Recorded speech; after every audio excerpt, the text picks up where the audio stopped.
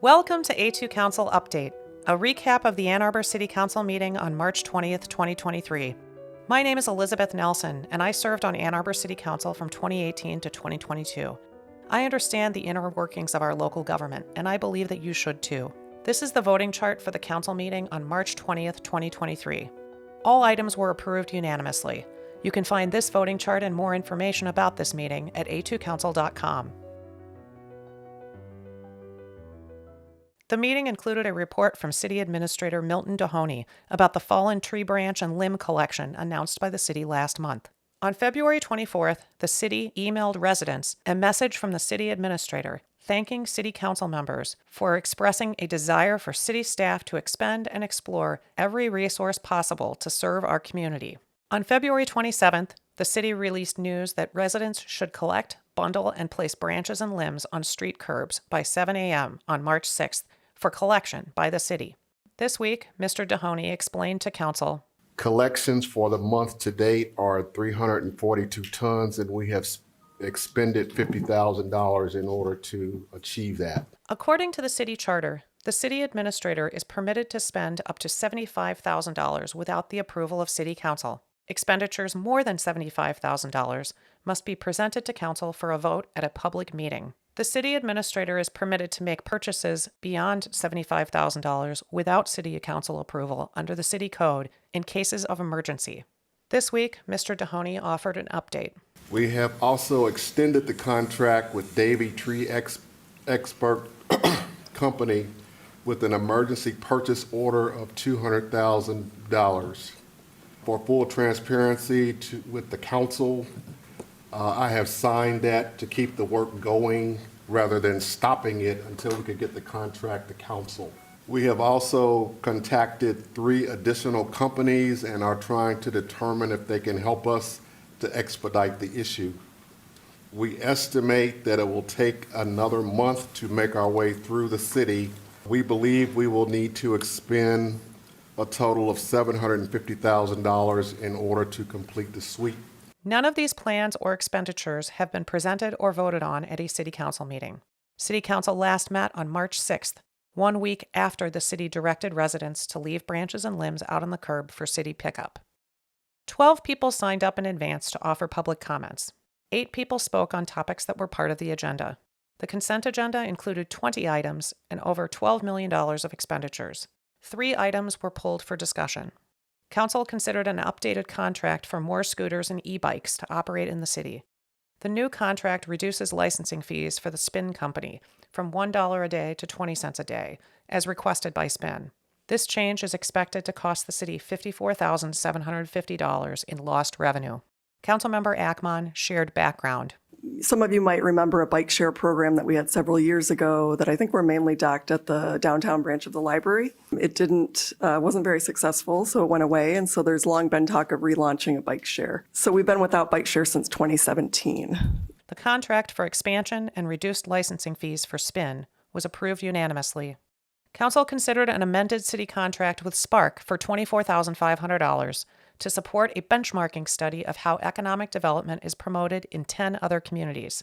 The amended city contract was approved unanimously. Council considered a resolution directing the city administrator to negotiate a new natural gas franchise. The current natural gas franchise with DTE does not expire until 2027.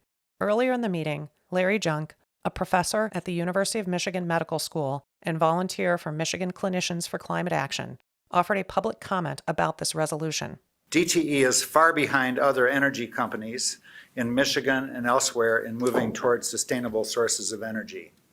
DTE appears to be paying little attention to the future of our climate or the health of our citizens. Dr. Missy Stoltz, head of the city's Sustainability and Innovations Department, introduced the resolution. After several conversations with peer cities, a decision was made by staff to bring tonight's resolution forward to ensure we are notifying decision makers, the public, and potential providers as soon as possible about the city's opportunity to negotiate this new heating franchise and ensure it's consistent with best practices. Additionally, if the resolution passes, staff will prepare a formal request for ideas where Ann Arborites and potential utility providers or energy providers can send their ideas about how the city could achieve a careful transition to renewable energy choices for heating all of our Ann Arbor homes and businesses. Dr. Stoltz shared that residents can send ideas and feedback about DTE and natural gas to the email address franchisefeedback@a2gov.org.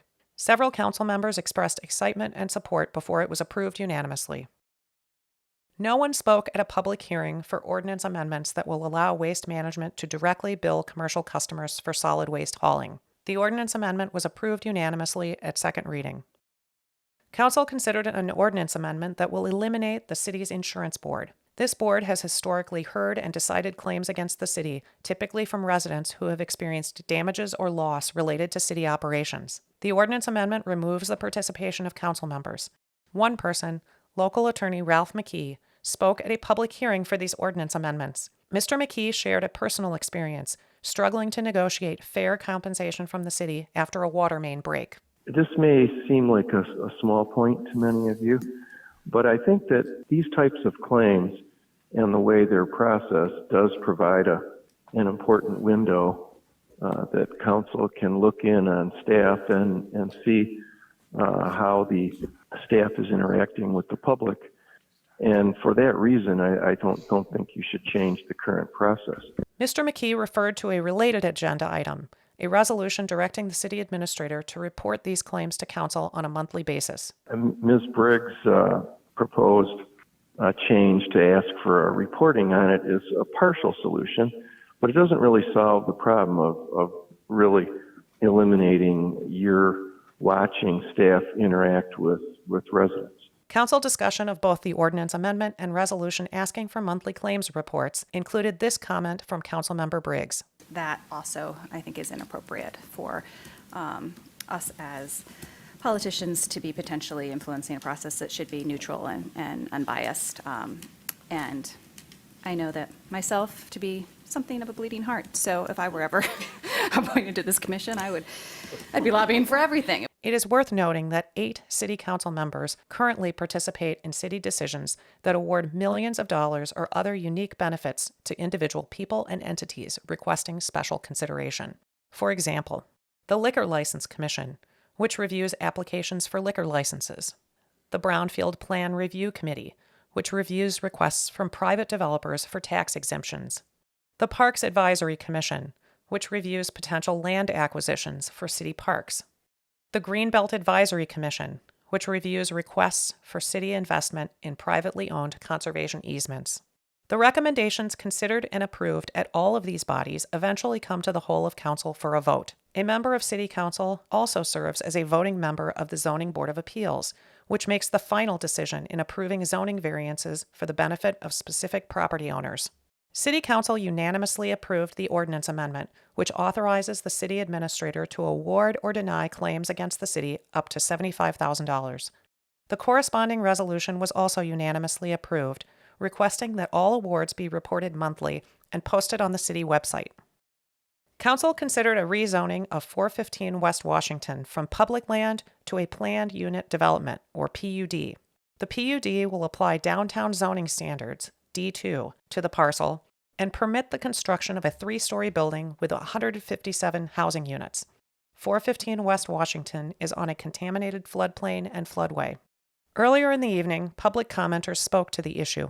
Jerry Hancock, the city's stormwater and floodplain programs coordinator, raised concerns about the development proposal, saying putting a large residential structure in the flood zone is inconsistent with the city's flood mitigation policy. One commenter quoted from a memo written by Stormwater and Floodplain Programs Coordinator Jerry Hancock. In his memo to the Planning Department, dated February 6th of this year, he says, quote, "For the past 19 years, the policy direction the city has taken for floodplain mitigation through the various hazard mitigation plans has been to look for opportunities to purchase property, demolish structures, and lower the intensity of use in the floodplain. The concept plan to sell 415 Washington, this city-owned parcel, works at cross purposes to the city's floodplain mitigation efforts," end quote. A nearby resident further explained, But my number one concern are the toxins and the plume on the site and spreading. These toxins are a hazard to everyone. These toxins should be cleaned up now, urgently. This is a city-owned property. The city and the county are responsible for the cleanup. This responsibility should not depend on or wait on an unknown developer who may or may not purchase the site. Who knows how long that process could take? More commenters shared. The proposed ordinance specifically requires collaboration with the Treeline Conservancy, which is a private nonprofit by name in the ordinance. And I'm not sure if it's actually appropriate or proper to name a private entity in a zoning ordinance like that. Maybe y'all could look into that. We need to make sure that we are not making the perfect the enemy of the good here. The application for 415 West Washington clearly does not meet the intent of multiple laws and policies. Premium options may be applied only to lots that are located entirely out of a historic district and that contain no part of a floodplain. The D2 premium is clearly not to be used at this location. The proposal instead uses a planned development to achieve this very same thing, 70 feet instead of 60 feet, linked to a similar affordable housing premium. In the course of discussion about the rezoning and PUD regulations for 415 West Washington, Councilmember Briggs attempted to introduce sustainability requirements consistent with the city's climate action A2 plan. It's a motion to direct staff to develop language for the supplemental regulations that advances our A2 goals, our green building sustainability goals, and results in an energy efficient net zero building or net zero ready building. City staff responded. If council wanted to amend the ordinance tonight, or amend the supplemental regulations, I should be careful, amend the supplemental regulation tonight to require that the proposals identify at a minimum a net zero ready building. I think that's possible. When Mayor Taylor proposed a brief recess to add this language, City Administrator Dahoney pointed out a lack of process. Staff does not have the authority to substitute its judgment for a sitting council member during a debate. So what has happened, Councilmember Briggs did not move to amend. She did not put forward a substitute motion. She's really calling for a separate action. Therefore, the motion on the floor has to be dealt with before we can get to and the staff can't. The city attorney confirmed also that the last-minute proposal had not been shared with her office for review. Mr. Dahoney continued. We need a majority of council to indicate that they support what a single council member is asking for. It's not appropriate for staff to say we will acquiesce to what a single member is asking, absent action taken by the body. Mayor Taylor pushed back and carried on. Staff would have been responsive to the room, not actually changing the resolution, but rather offering an amendment for council's consideration at the next conversation. But we're just kind of floating on this a little bit. Does everybody kind of understand what's going on? Is everybody pretty cool with it? Yes. All right. Being cool with it, let's continue. Council unanimously approved first reading of the rezoning at 415 West Washington without any amendment or changes. At a future meeting, it will come back to council for public hearing and final approval at second reading. Council unanimously approved first reading of an ordinance amendment to require carbon monoxide detectors in rental units. At a future meeting, it will come back to council for a public hearing and final approval at second reading. Council unanimously approved a resolution directing the Ann Arbor Art Commission to plan a process for redesign of the city flag. Council then unanimously approved an amendment to a contract for solid waste collection. $733,000 will be added to the contract for waste management to have exclusive responsibility for refuse collection and disposal from all commercial properties as well as some multifamily properties. Finally, a resolution postponed at the previous meeting was postponed again so that it can be reviewed by the legal department. The meeting officially adjourned at 9:30 p.m. without any additional public comment. For more details about this meeting, visit A2Council.com. Welcome to this week's A2 Council Moment of Zen. But let me also speak to residents and social workers who are working daily to assist families who've escaped Syria, Afghanistan, and Ukraine. So these are the neighbors who help neighbors, not through resolutions outside of our authority. I'm reminded as my time as Secretary General of University of Michigan's Model United Nations. So even as a 19-year-old, I understood that I was not a congressional representative or a State Department policymaker. And that lesson continues now in City Council. Our authority is here with our budget, our care for neighbors and constituents. So if folks want to pursue resolutions, there are Model UNs at the high schools. And again, the University of Michigan Model UN. Thank you.